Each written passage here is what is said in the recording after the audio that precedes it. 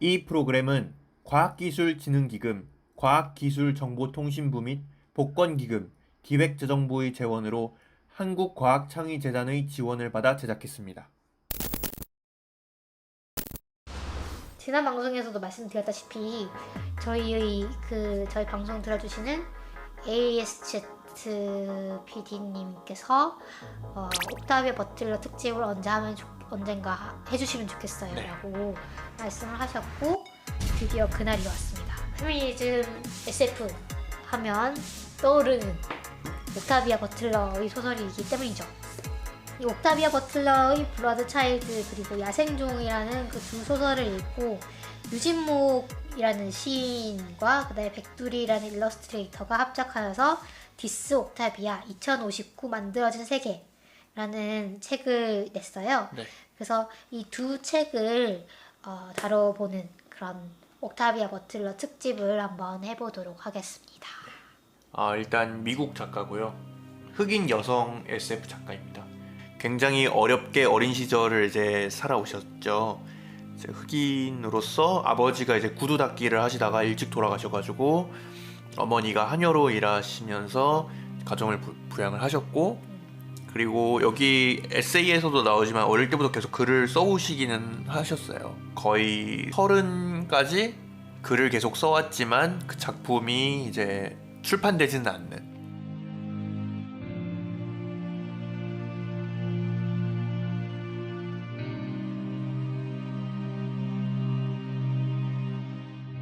그래서 작가가 스스로를 이제 이렇게 소개를 한다고 해요. 마음 편한 비사교적 인물, 거대 도시에 사는 은둔자, 꼼꼼하지 못한 영재주의자, 페미니스트, 흑인, 전 측내교도, 그리고 야망, 게으름, 불안, 확신, 정렬이, 물과 기름처럼 뒤섞인 인물. 또한 10살짜리 꼬마 작가였던 어린 시절을 여전히 잊지 않고 있으며 언젠가 80세가 되어서도 계속 글을 쓰고 있기를 꿈꾸는 작가.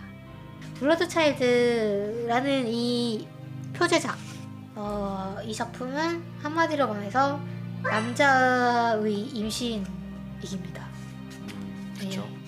여기까지 들으셨을 때 전혀 감이 안 잡히실 거예요. 네.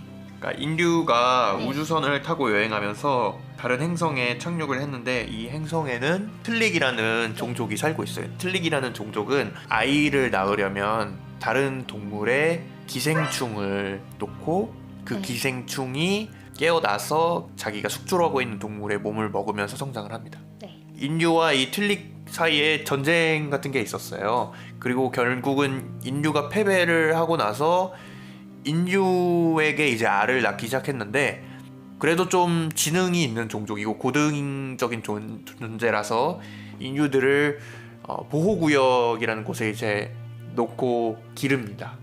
여성 같은 경우에는 아이를 낳아야 되잖아요. 여성에게는 유충을 낳지 않고 남성에게만 유충을 낳도록 돼 있어요. 주인공이 이제 남자인데,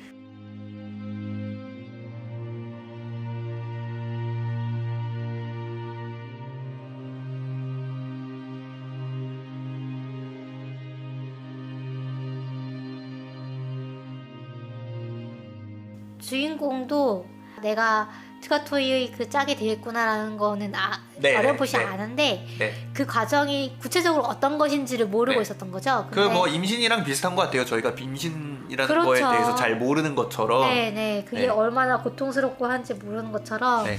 저도 아까 말씀하셨던 것처럼 그 임신과 출산의 고통과 끔찍함에 대해서 모르고 있다가 알게 되는 충격을 또 얘기를 하고 있는 게 아닌가라는 생각을 했거든요.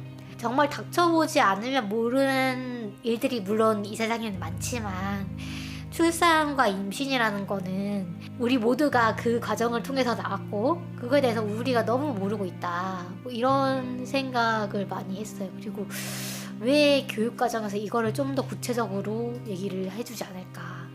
네.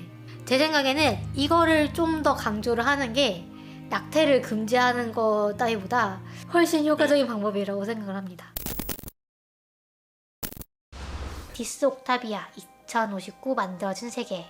약간 경계가 애매한 장르로 분류를 할 수 있을 것 같아요. 그러니까 산문과 운문의 뭔가 경계를 좀 넘나드는 그런 면이 있고, 옥타비아 버틀러의 책을 읽다 보면은 발견하는 맛이 있거든요.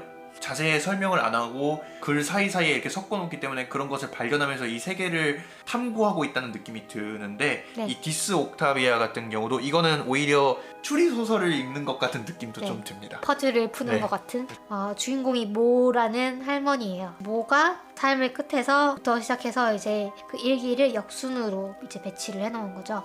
율리라는 이제 간병인을 만나게 되는데 네. 그 율리가 원래 이제 엘더 안에서는 글을 쓰는 게 금지되어 있는데 몰래 이제 모한테 종이와 펜을 갖다 줍니다. 왜냐면 네. 모는 바깥 세상에서 작가였거든요.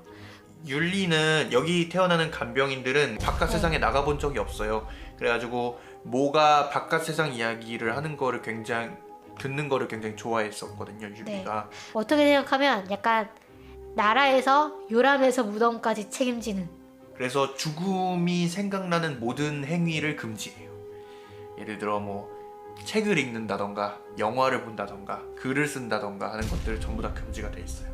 도로라는 곳이 나오거든요. 네. 도로는 이제 약간 자살을 시도를 했는데 실패한 사람들이 가는 곳인 것 같아요. 그래서 네. 여기 가면 약간 교화 같은 걸 받나 봐요. 그래가지고 이제 죽지 않도록 뭐 얘기를 하는 것 같은데 이 여기를 되게 끔찍한 곳이라고 생각을 하고 이 주인공은 나는 인간이 자신의 죽음을 스스로 결정할 수 있다고 생각한다. 뭐 이러면서 우리는 반드시 살아야 하는가? 스스로 존엄을 지키며 살아갈 수 없다면 스스로 존엄을 지키며 죽어서는 안 되는가? 뭐 이런 거 얘기를 하고 있죠. 네. 그래서 이제 디스토피아랑 이제 그 옥타비아 버틀러의 옥타비아를 합쳐가지고 디스 옥타비아라고 지은 것 같고,